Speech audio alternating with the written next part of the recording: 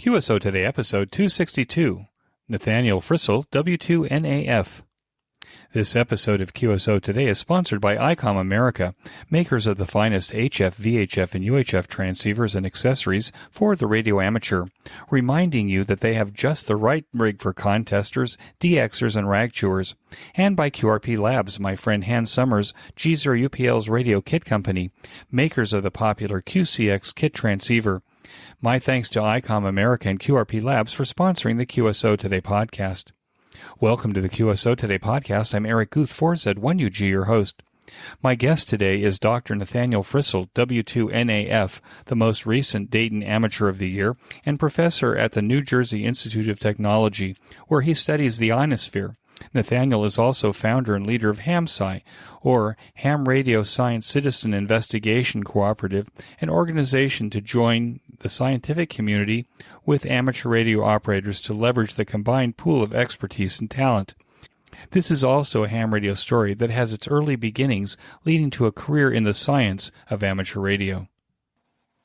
W2NAF, this is Eric for Z1UG. Are you there, Nathaniel? Yes. Hi, Eric. This is W2NAF. Nice to talk with you today. Nathaniel, thanks for joining me on the QSO Today podcast. It's a great pleasure. Can we start at the beginning of your ham radio story? When and how did it start for you? Sure. So it actually started probably when I was in 7th or 8th grade, sometime in middle school age.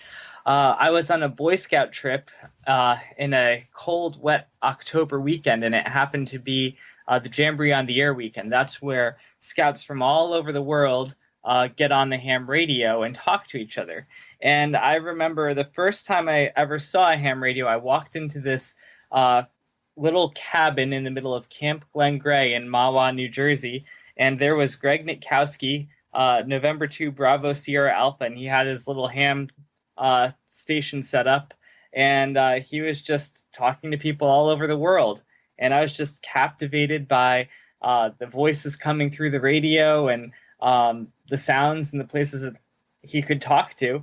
And so I just stuck with it ever since. And it took me a couple years after that to get my license, but that was the start. Now, it's my guess that you were born in a period of time, or at least you grew up in a period of time where people already had cell phones. What impressed you about amateur radio that you couldn't already do on a cell phone? Well, actually, I'm a little bit older than that. I probably didn't get a cell phone until about 10 years after that. So I'd say at that point I was just really captivated by talking faraway places. And now that we have cell phones, I'm still just so impressed that we can communicate so far around the globe without having any major infrastructure in between us. It's just your radio, the antenna, the ionosphere, the other person's antenna, and their radio, and that's it. Yeah, I like to say we don't need $1 trillion worth of infrastructure in order to have a telephone conversation or a conversation at all. Absolutely. Well, that's really cool. So when did you get your first license? Back in 1998. So I started when I was at the 1997 National Scout Jamboree. I was a participant there, and I had ham radio in the back of my mind for a while, but didn't really get a chance to do it. So I had the opportunity there to take the test. It was just suddenly, oh, they have the tests here. I should go do this. So I studied for like 3 days straight, and I passed the novice portion of my license. But I didn't finish the whole license until a year later when I finally took the technician portion. So it took me about a year or so to get it, but I eventually got it. Now, did you ever get on CW? I have, yes. So I enjoy CW quite a bit. I'm not a very strong CW operator, but I've operated some CW contests, and I've even operated CW from some exotic locations like Adak Island out in the Aleutian Islands between mainland Alaska and Russia, and up in Svalbard too. So I very much enjoyed CW.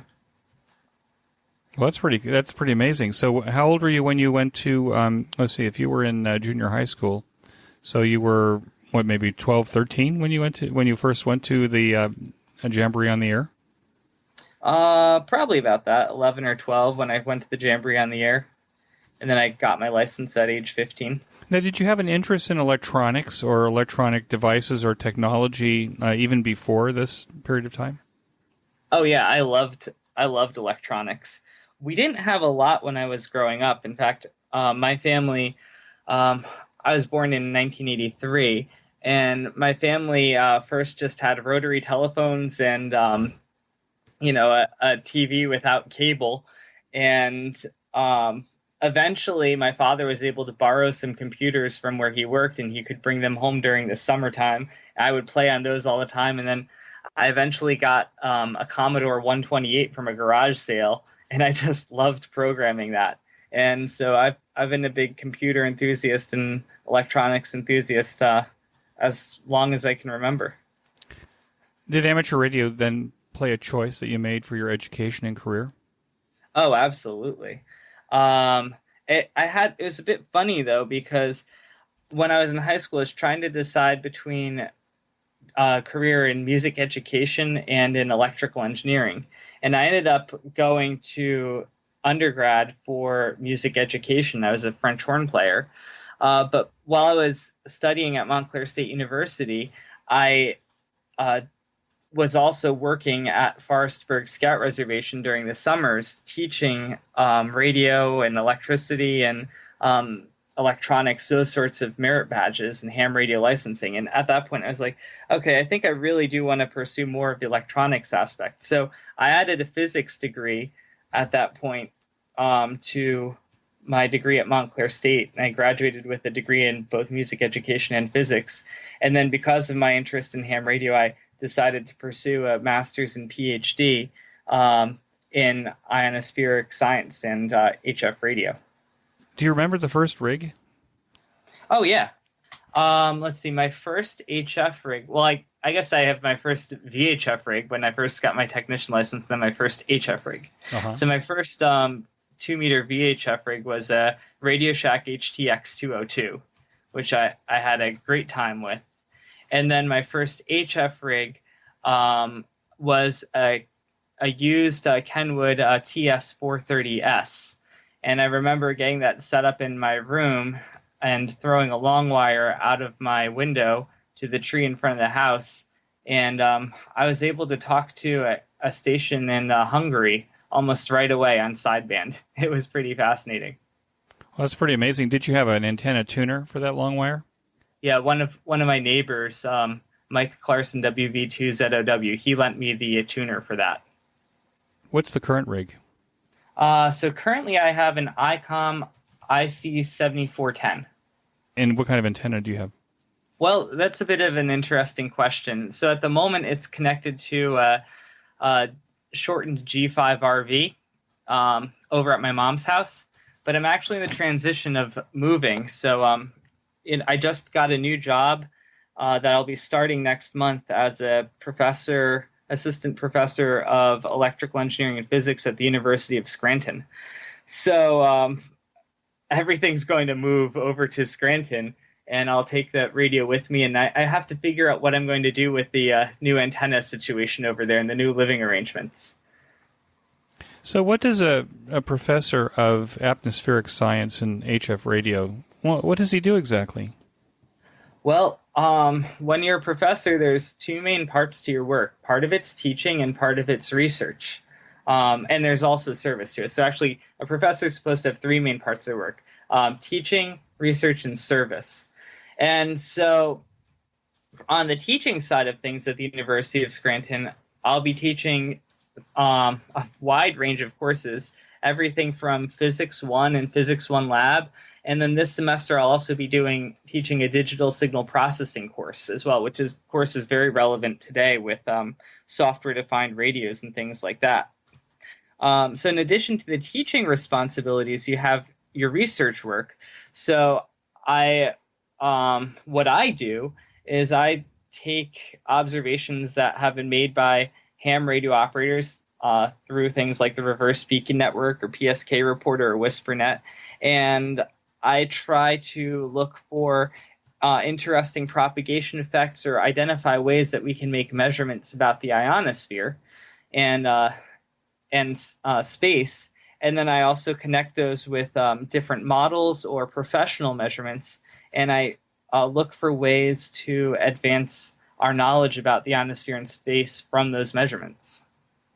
So does that mean that you download lots of raw data from these 3 sites and then kind of grind it? Yeah, absolutely. So I've been, for a while, I was downloading some of it myself. More recently, I've been working with Bill Engelke, AB4EJ. He's at the University of Alabama, and he runs the DX Display website. And he does a great job of aggregating the data from just about anywhere he can get it from Reverse Beacon Network, from PSK Reporter, from WSPRnet. And he puts it all into a database, and then he ships that over to me. And then I'm able to, mine that and look for these different propagation and ionospheric signatures in the data he sends me. Yeah, and what is the most remarkable conclusion that you're coming from the work that you're doing? I think it's amazing how much you can actually see in these observations. I have a few papers that I've published using this. I can very clearly show signatures of solar flares. I was very clearly able to show signatures of the eclipse in 2017 on the ionosphere.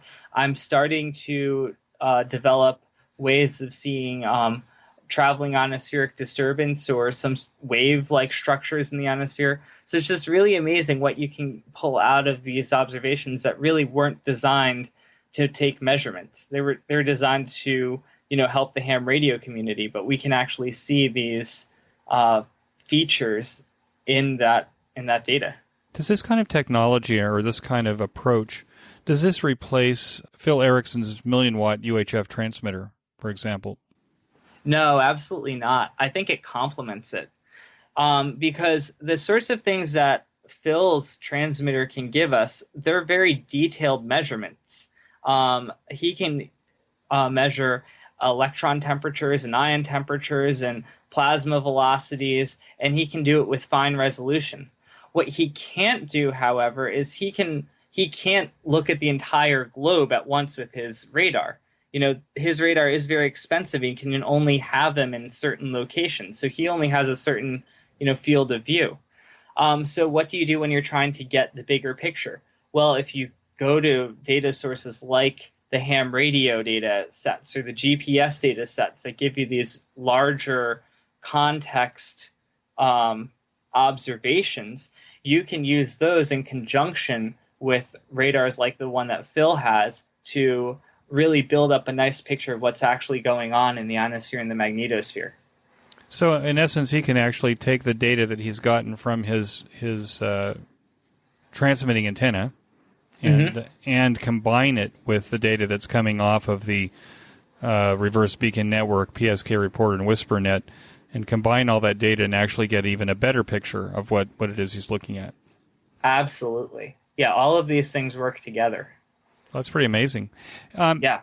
Now, with your move to Scranton, does this mean that will you have some kind of radar laboratory or something as large or as broad as, for example, the MIT Haystack Observatory?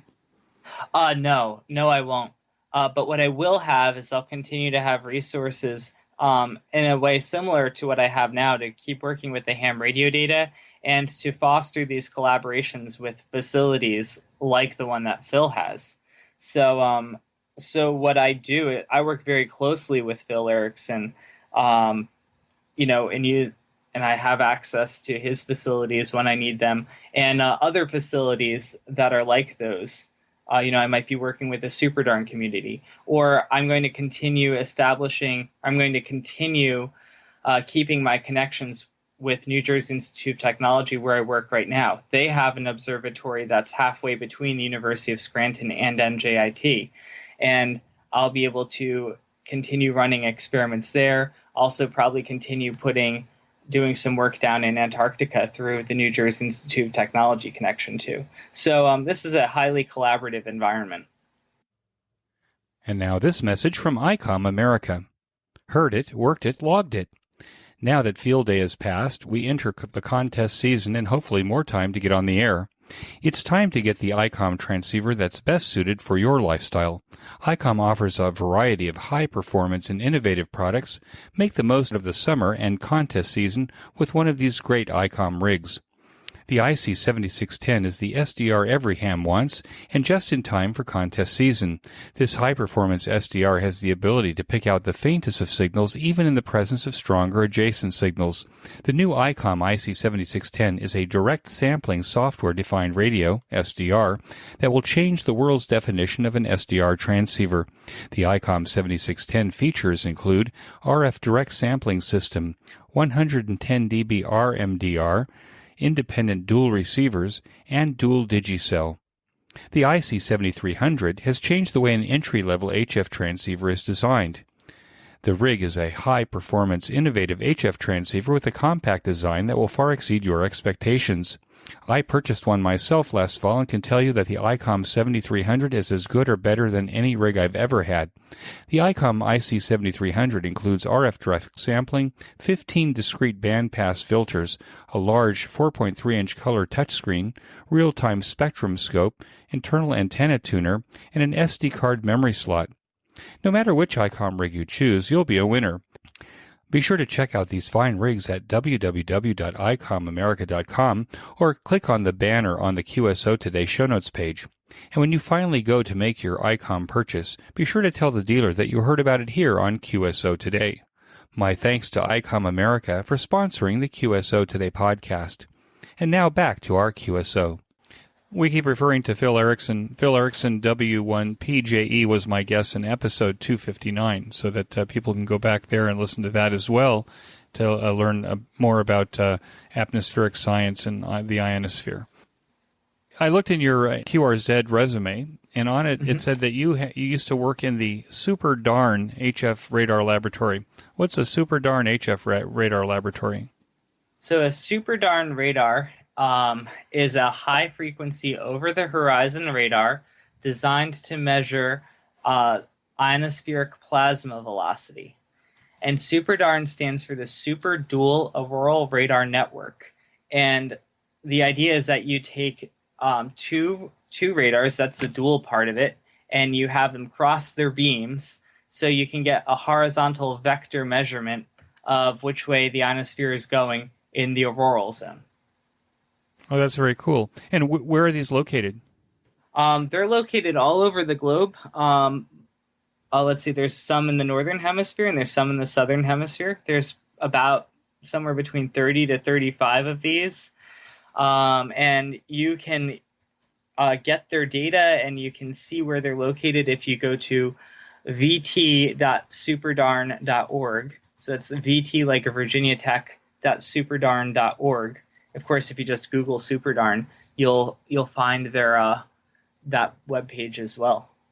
So, are you finding then that, and I think you said this, but I just want to make sure, are you finding that all of these facilities that are creating all of this data, that all this data is going into a shared tank for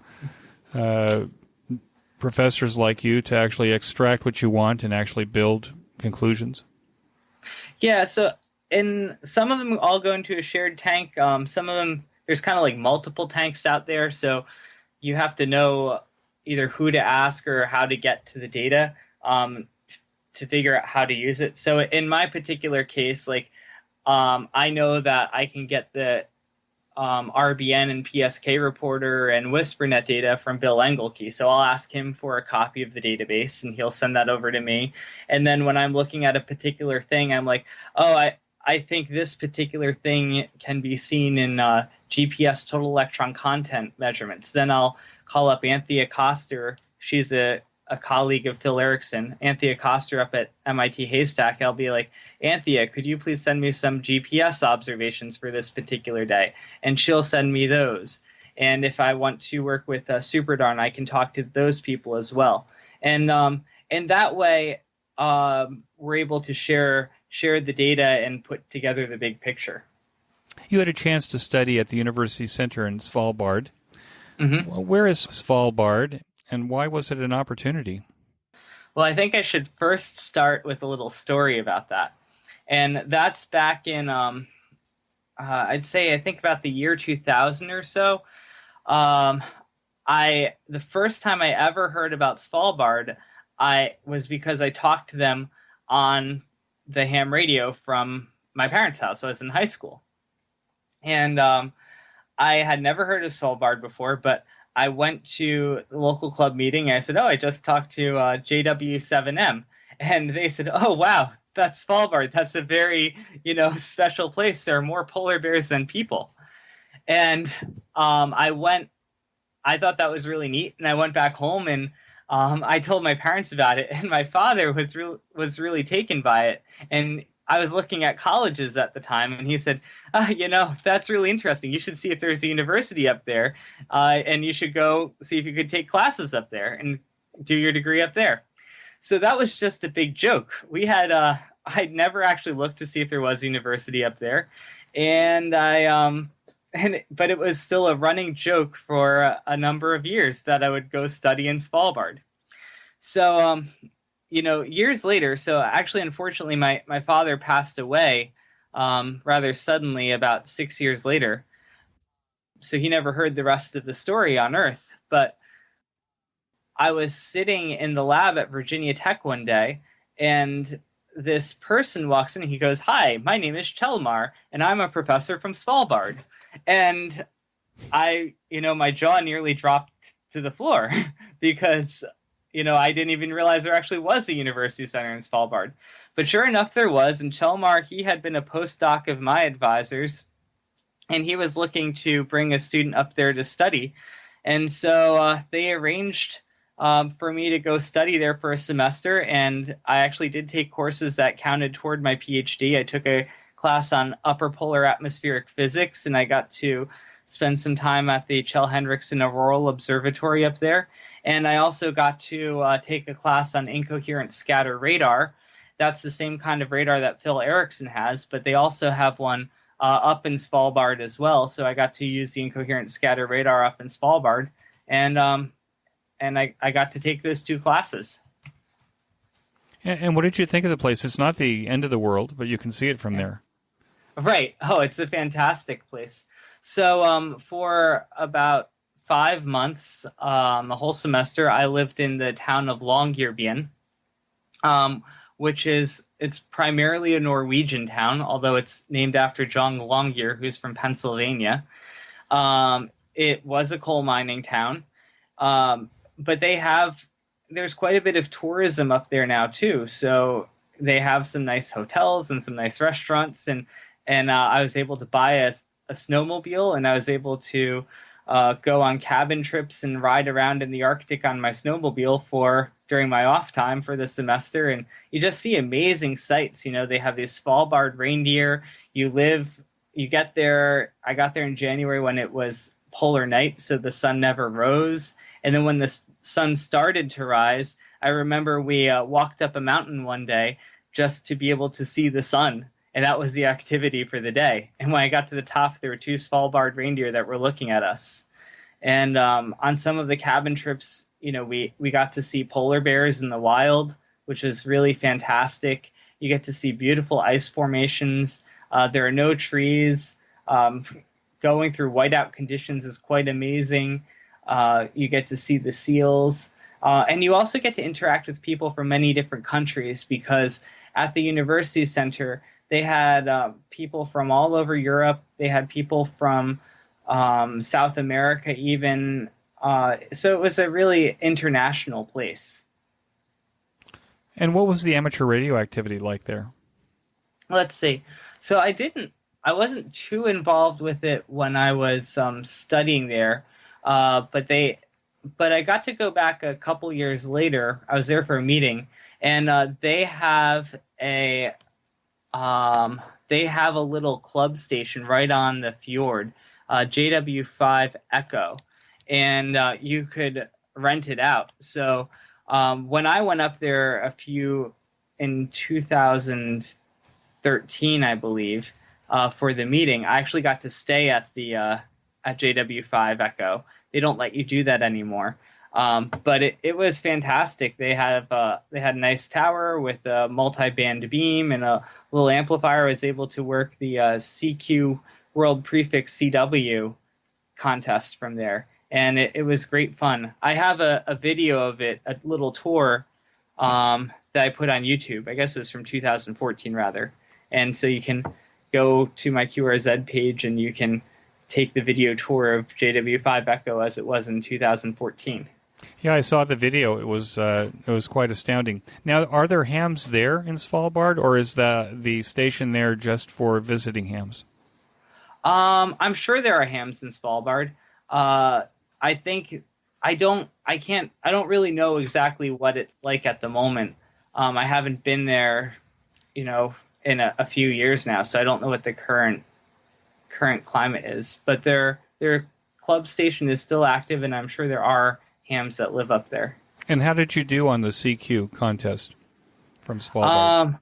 I think I did all right. I think I won Svalbard for the contest.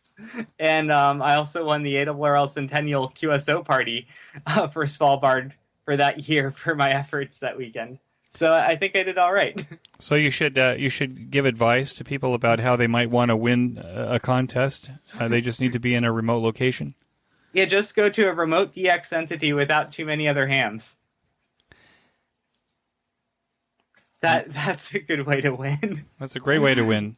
Yeah, but aside from that, it is tremendous fun being on the other side of a DXpedition or on a place that is a little, more exotic. So it is a lot of fun operating from up there. Now, did you find, I'm just curious, did you find that when you were operating from up there that the world sounded different, that you actually heard stations that you might not have heard before on the East Coast? Yeah, I think you do hear, many more Europeans. I definitely had that experience much more, I think, when I went to Adak Island, though. I guess Svalbard, living on the East Coast, I'd often talk to a lot of Europeans. That was pretty normal. So, working the contest, I'd end up talking to a bunch of Americans, too. So from Svalbard, that wasn't too different.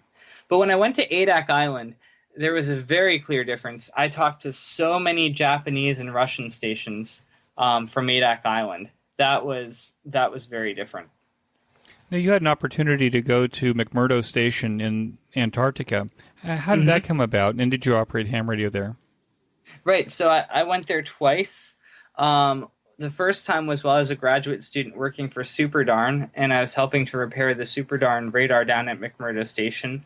And the second time I went while I was working for New Jersey Institute of Technology, and I was working on the Automated Geophysical Observatory project. And both times I was able to operate ham radio. So at McMurdo Station, they have a small station called KC4 USV, Kilo Charlie 4, Uniform Sierra Victor. And I have a video tour of that one online as well. And it was also a very neat experience. There, of course, I talked to, more people from, say, Australia and New Zealand. That was the closest connection. But I talked to worked quite a few U.S. stations as well. Did Antarctica feel different than Svalbard in terms of you're at two extremes? You're at a northern extreme at Svalbard, and you're in a southern extreme at McMurdo Station. Did it seem like a different place? Oh yeah. Well, culturally, it's very different. So I mean, when you go to Longyearbyen, Svalbard is administered by Norway. Even though it's an international place, Norway basically has sovereignty. And there's just tremendous, the Norwegian culture just has a tremendous influence up there. In Svalbard, you have commercial operations going on. You can go to the supermarket and buy food. They have outdoor stores where you can buy outdoor equipment. They have different restaurants you can go to. Of course, the university center's there.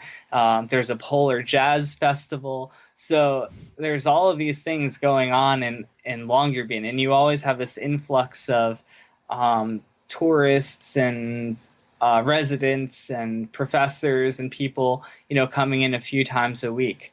McMurdo Station's a very different feel because that is a town that's entirely owned and operated by the U.S. government, the U.S. Antarctic program. So you don't go to the supermarket and buy food for yourself, and you don't go to restaurants per se. They have a galley where you go in and your food is all taken care of, and it's all cafeteria style eating. When you're in McMurdo Station, everyone's living in dormitories. I'd say it's probably been closer quarters than it was for Svalbard. There's no tourism per se. There's definitely some fun things to do, but people are definitely there, for work and to do a job. And I think you can definitely see these cultural differences. And of course, McMurdo Station is much more Americanized because it's owned by the United States. Let me take a quick break here to tell you about my favorite amateur radio audio podcast, the Ham Radio Workbench podcast with George, KG6VU, and Jeremy, KF7IJZ, where they pursue topics, technology, and projects on their ham radio workbenches every 2 weeks. George and Jeremy document their projects and make circuit boards available for sale to their listeners. They have interesting guests and go in deep. Even if you're a seasoned ham radio builder or just getting started, be sure to join George and Jeremy for the Ham Radio Workbench podcast. Use the link on this week's show notes page by clicking on the image. And now back to our QSO Today. I mentioned earlier the episode with Phil Erickson, episode 259, W1PJE, where we discussed briefly the HamSCI project, and he deferred to you, and so that's one of the reasons that you're here today, is that I wanted to talk about the HamSCI project in more detail. You're the lead organizer of HamSCI. What is it, and how can hams be involved?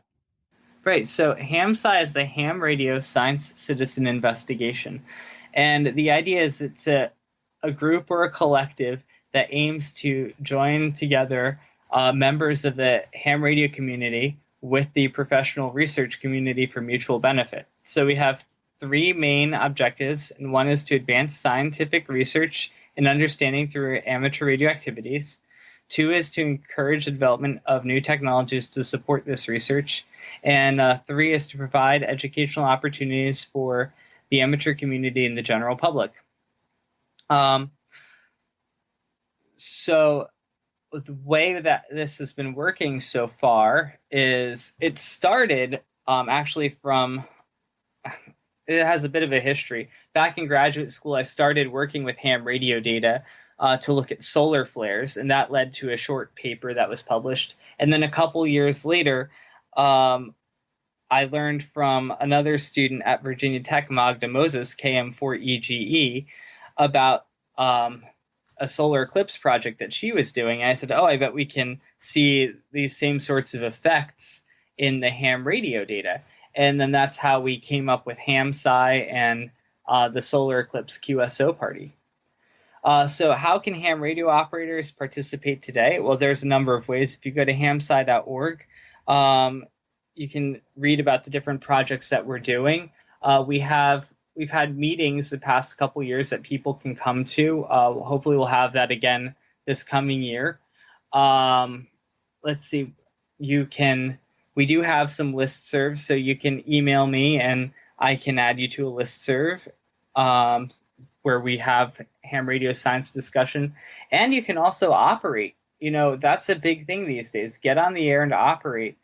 A number of the studies I've been doing, we use reverse speaking network data and WSPRnet data to make observations of the ionosphere and ionospheric effects. Nowadays, FT-8 is tremendously popular, and I just saw on the HamSCI list this morning, people are starting to discuss that. It's really interesting from a science perspective because there's so many FT-8 QSOs, even when the solar conditions aren't quote-unquote very good, and you're starting to see evidence of above the maximum usable frequency or above the MUF propagation.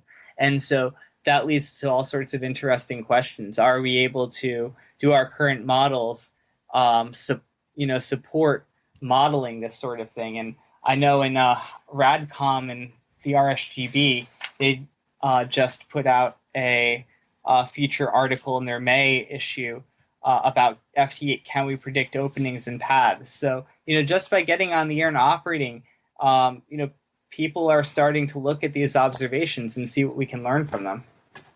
Now, do you operate the digital modes yourself? I do.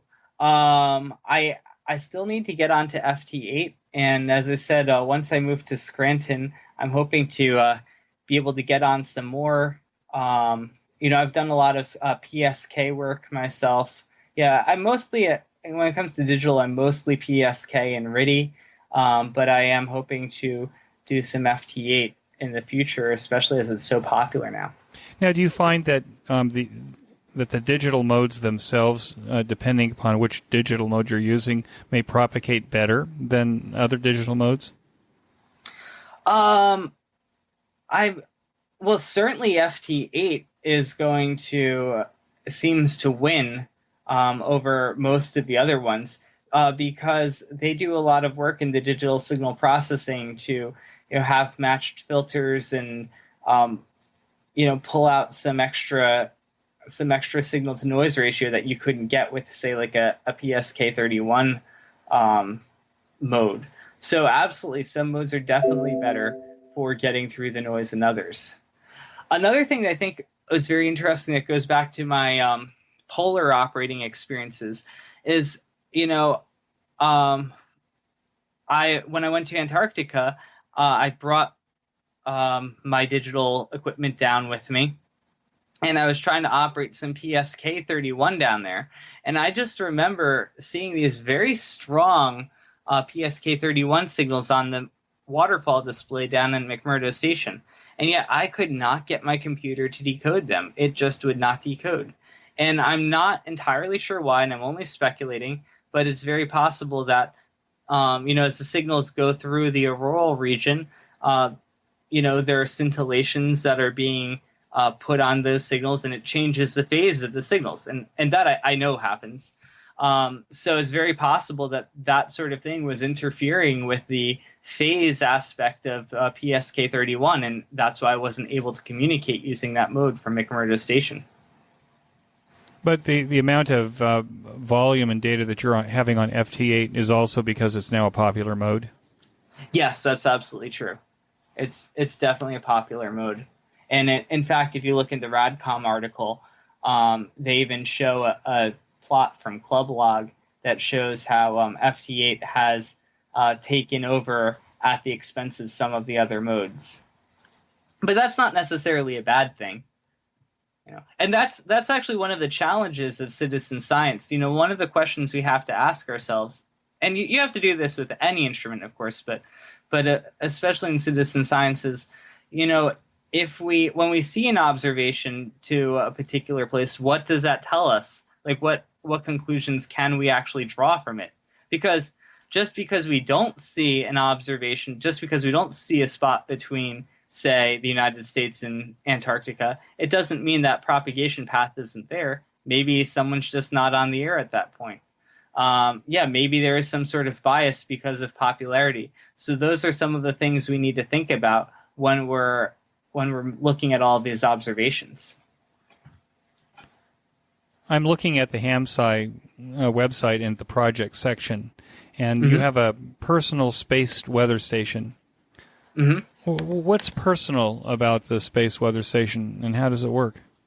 Well, the idea is, can we build something that can sit in your backyard, that a ham radio operator can put together, either purchase or put together, and can they measure the space weather conditions that are happening, say, in their own backyard? So that's the personal part about it. And the idea right now is we're looking at putting together a device that would have some sort of HF radio receiver instrument. It would have a ground magnetometer on it, possibly some sort of GPS receiver, so some sort of multi-instrument device that could give you some sort of characterization about the space weather that's happening right where you are. But then also, it would take that information and feed it into a central server, and then it could be looked at in aggregate, the way we look at reverse beacon network observations or PSK reporter or WSPRnet observations. I see. So this is a receiving device. Yes. Primarily. Okay. Yes. Pretty cool. Mm-hmm. Yeah. And are you going to? This is go ahead. This is still very much under development. I've been working very closely with Tapper. Are you familiar with Tapper? Sure. Yeah. So I've been working very closely with the Tucson Amateur Packet Radio group, and we've been having them do a lot of the engineering on this. So their project, they're working mostly, their focus is primarily on the software-defined radio aspect of this, which they're calling the Tangerine SDR, but they're also looking at the other parts of the system as well. So what's been happening is I've been going to their Tapper Digital Communications Convention or conference, which takes place in September. It's taking place in Detroit this year. And they've been coming to my HamSCI workshop, and we've been discussing ways to build this and what this thing should actually be. So if people want to learn more about the personal space weather station, they can go to the HamSCI website, and they should look at that Tangerine SDR link that's on there, because that's where a lot of the real development for this is happening at the moment. You have another project called Swarm E, formerly known as EPOP. Mm-hmm. It's intriguing. What does it mean? So Swarm E, this is a satellite. It's a Canadian satellite, and this project is actually primarily my colleague and friend Gareth Perry, KD2SAK's project. And what he's been doing is he's been having the radio receiver instrument on the satellite listen to ham radio transmissions during field day. And then we try to figure out different things that are happening with the ionosphere from those observations. So he actually has a paper out with using the field day from a couple field days ago. If you that paper is accessible from the website as well, where we could actually see as the satellite passed overhead from a region of lower ionospheric electron density to a region of higher electron density, you could see the field day signals just suddenly disappear. But then he takes it a step further, because he's actually able to look at the amplitude of the CW signals that he is listening at, and he can see variations on each of the dits and das, and he's able to identify, I think it was self mode, some sort of a multipath fading that was causing that. You can see those details in the article. So he did that with the field day data from, I think, 3 or 4 years ago, and he's continued to collect field day observations from this past year and the year before, and so we're working on analyzing those results now. Are you able to draw any conclusions yet? From those results, the most recent ones, not yet. We're still working on that. Now, it says that a GNU radio, GNU radio, is used as part of this project. What is a GNU radio? So GNU radio is actually a software framework for software-defined radio. So whenever you have digital signal processing, you have a number of steps that you need to do to get the signal from, say, raw voltages on the antenna into something that's been demodulated or decoded. And GNU Radio is a software suite that includes all of the different blocks you need to build up a software-defined radio in your computer. Well, that's pretty cool. So you could use it with any of the software-defined radio receivers? Pretty much, yeah. Oh, pretty cool. Yeah. Yeah, it's nice because you can, and actually this is something I do right now. I take a red pitaya, which is, they're just coming out with a software-defined radio version of the red pitaya, but I have the original, which is actually designed to be an oscilloscope and spectrum analyzer. But using the software that Pavel Demon wrote, you can get your red pitaya to emulate a Hermes or an HPSDR. And so I've been able to do that, to pipe that data into GNU Radio and then save it to disk. And then I can use GNU Radio to help analyze it later and do run different signal processing techniques on it. Right. I think Phil Erickson in the episode 259 also talked about the red pitaya and using it to listen on 8 bands of FT-8 signals. Yeah, that's what he was doing, I think, just a week or so ago. And he said he was able to, he was really impressed with how many different signals he was able to hear with that. Pretty amazing. So, in essence, a lot of these HamSCI projects involve hams gathering big data and then forwarding it back to a place where it can all be compilated. Yeah, that's right. Where it can all be compiled. Compiled, yeah. I think I made up the word there. But there's a lot of that where the hams go out, big data, and then we compile it. But I think it's also important to know that there is an opportunity for hams themselves, to work with the data themselves. So I know with the solar eclipse QSO party, we have a lot of the data. I think almost all of the data posted on a website called Zenodo, which is a data repository, and it's available for people to now go download and work on themselves. And then if they wanted to, once they worked up a presentation, they could either share it on the HamSCI list, or they could, when we have the HamSCI workshop, which will hopefully be this coming March, they can submit an abstract and they can present it there. So there's a way for them to actually work with the data themselves and present it also. And now this message from QRP Labs. QRP Labs has shipped thousands of QCX QRP transceivers kits to date. The odds of working another QCX user gets better every day. If you're looking for a satisfying kit experience where you end up with an amazing performing QRP transceiver for under $50, let me say that again, for under $50, then you owe it to yourself to go to QRP Labs. We have many home brewers who listen to the QSO Today podcast. For you, QRP Labs also has parts, filters, enclosures, and other handy devices to make your home brewing experience even better. You can use these parts to either enhance your QRP Labs kits or to beef up your own homebrew designs. Be sure to browse Han's entire website. Use the link on this week's show notes page or the one in the sponsored section of the QSO Today website to get to QRP Labs to buy your QCX or any of the other fine QRP Labs kits or parts. QRP Labs is my go-to ham radio kit company. It should be yours too. Well, it seems to me that for young amateurs who are looking to be in the field of science, it seems to me that there's a lot of opportunity. Oh, I totally agree. There's a tremendous amount of opportunity.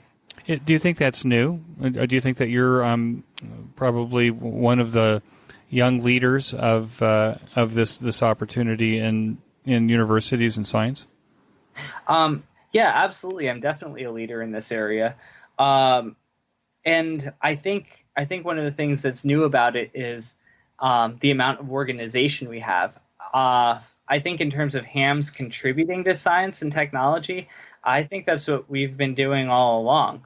Certainly in terms of engineering, you can see how hams, you just look into ham history and you can just see how young people who have gotten interested in ham radio and in radio in general, have really contributed to technology.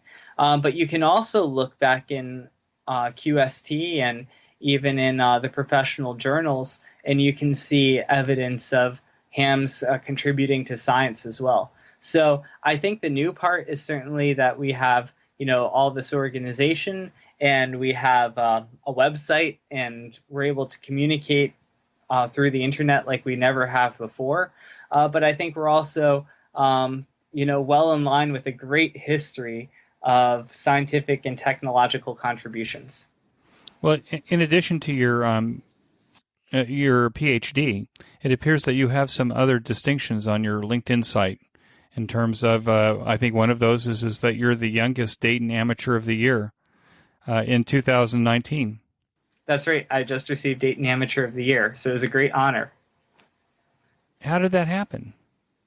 I got a phone call one day from Michael Coulter, and he said, "Congratulations, you've been selected as Amateur of the Year."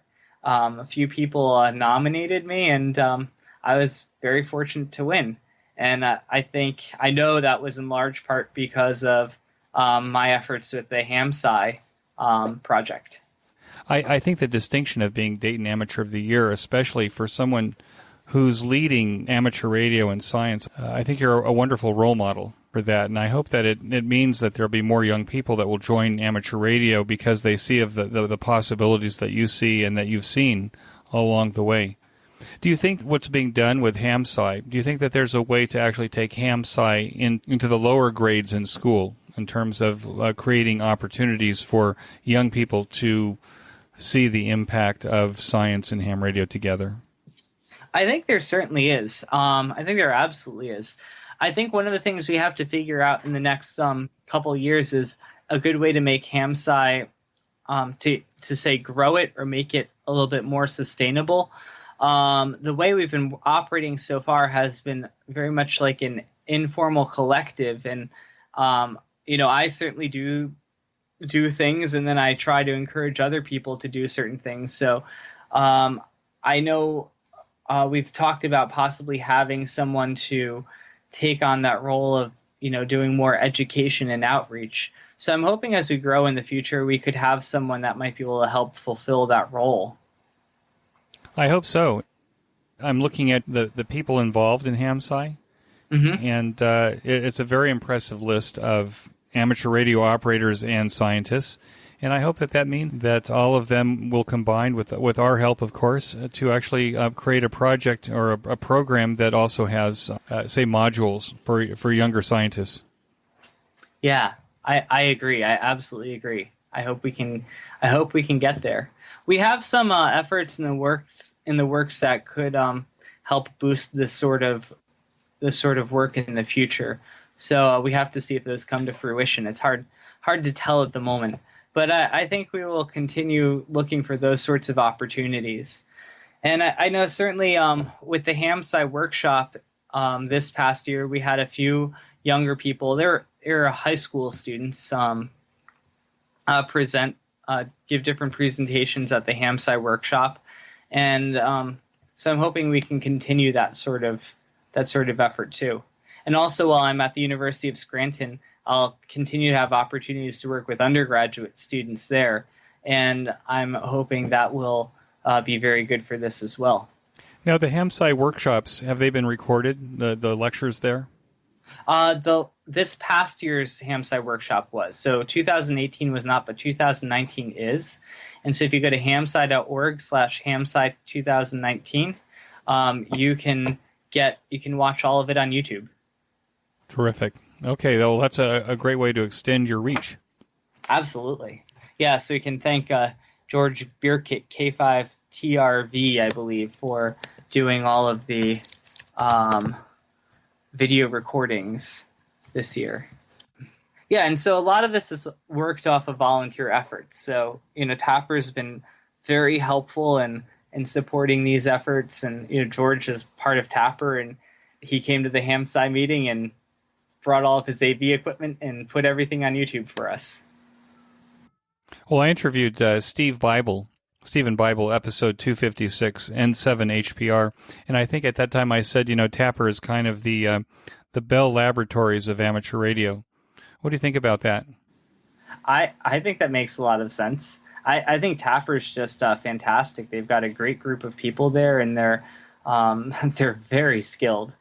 And so I see the relationship between HamSCI and Tapper, again, as complementary. We have slightly different missions. Tapper is much more focused on engineering, and HamSCI is much more focused on science. And so I think you bring those together, and I think you get something that's very strong. What kind of impact has amateur radio had on your family life? I think it's had a very good impact. It's certainly, as I wouldn't have met my wife if it weren't for amateur radio, because amateur radio is what got me to Virginia Tech, and that's where I met Rachel.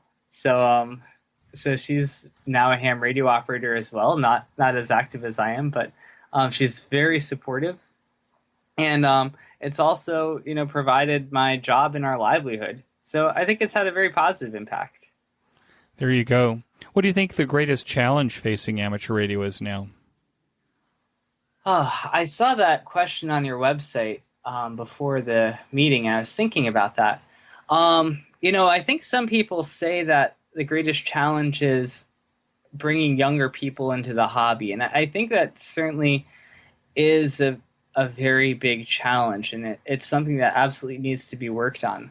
But I think another challenge is, in some ways, just how many different things vie for our attention in our daily lives.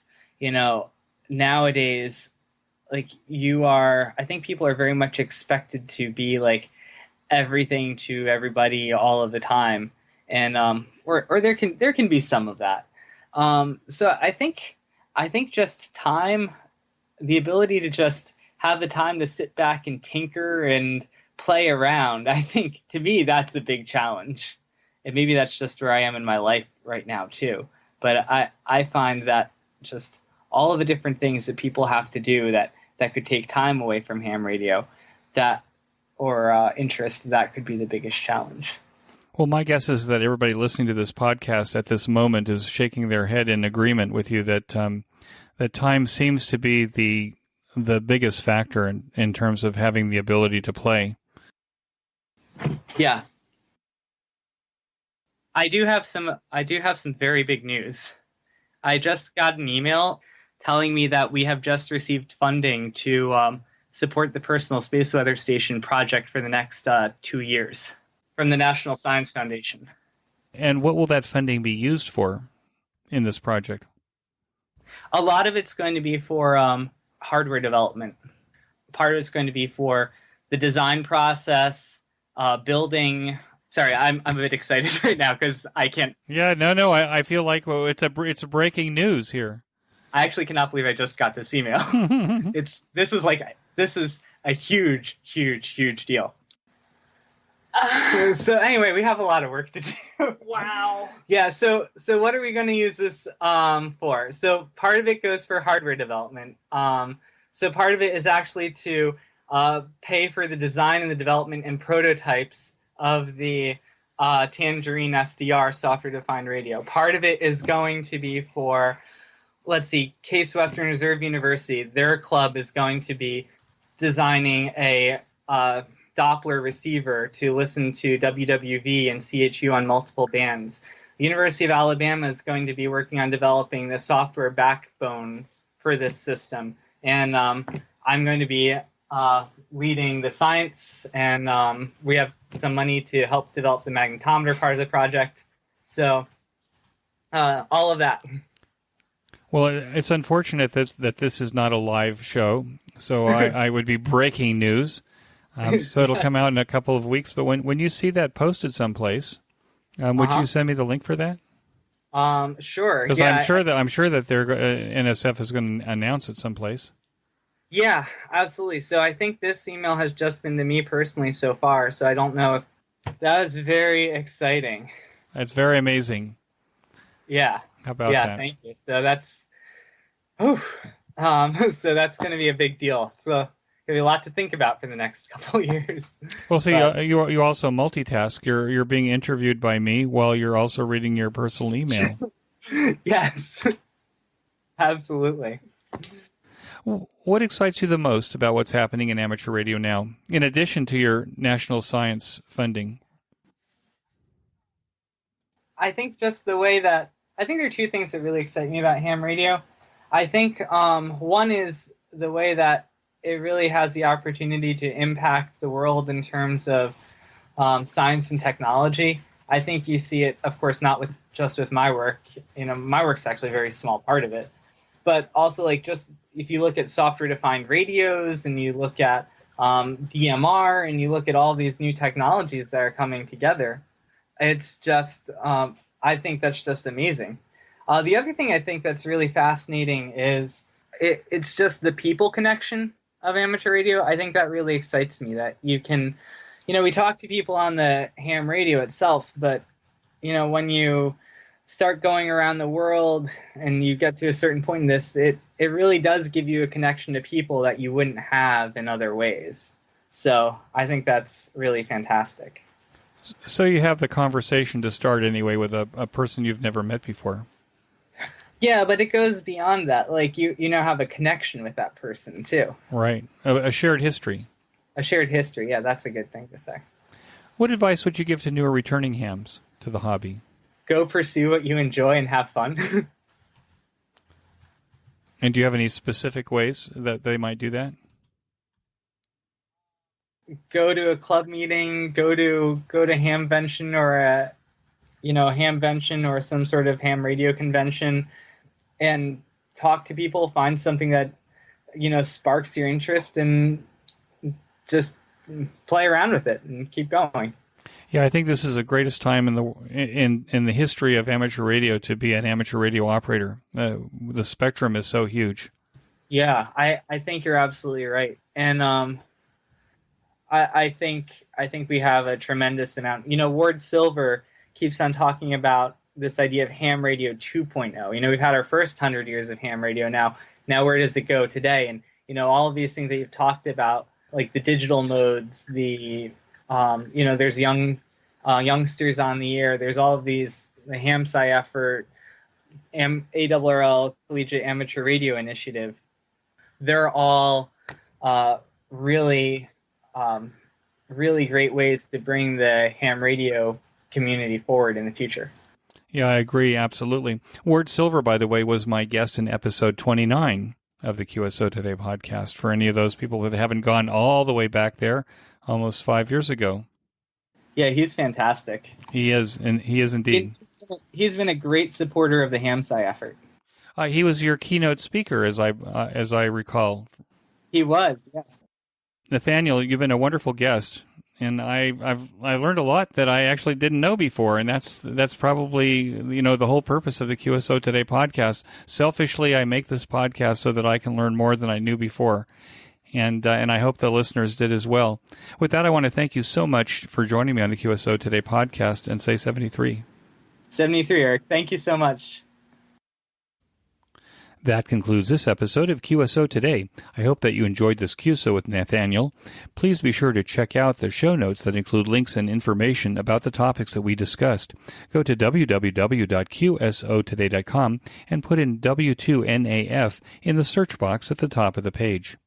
My thanks to both ICOM America and QRP Labs for their support of the QSO Today podcast. Please show your support of these fine sponsors by clicking on their links in the show notes pages, or when you make your purchases, that you say that you heard it here on QSO Today. You may notice that some of the episodes are transcribed into written text. If you'd like to sponsor this or any of the other episodes into written text, please contact me. Support the QSO Today podcast by first joining the QSO Today email list by pressing the subscribe buttons on the show notes pages. I will not spam you or share your email address with anyone. Become a listener sponsor monthly or annually by clicking on the sponsor buttons on the show notes page. I am grateful for any way that you show appreciation and support. It makes a big difference. QSO Today is now available on iHeartRadio, Spotify, Libsyn, and TuneIn, as well as the iTunes Store. If you own an Amazon Echo, you can say, "Alicia, play the QSO Today podcast from TuneIn." I still use Stitcher to listen to podcasts on my smartphone. The links to all of these services are on the show notes pages on the right side. Until next time, this is Eric 4Z1UG 73. The QSO Today podcast is a product of KEG Media Inc., who is solely responsible for its content.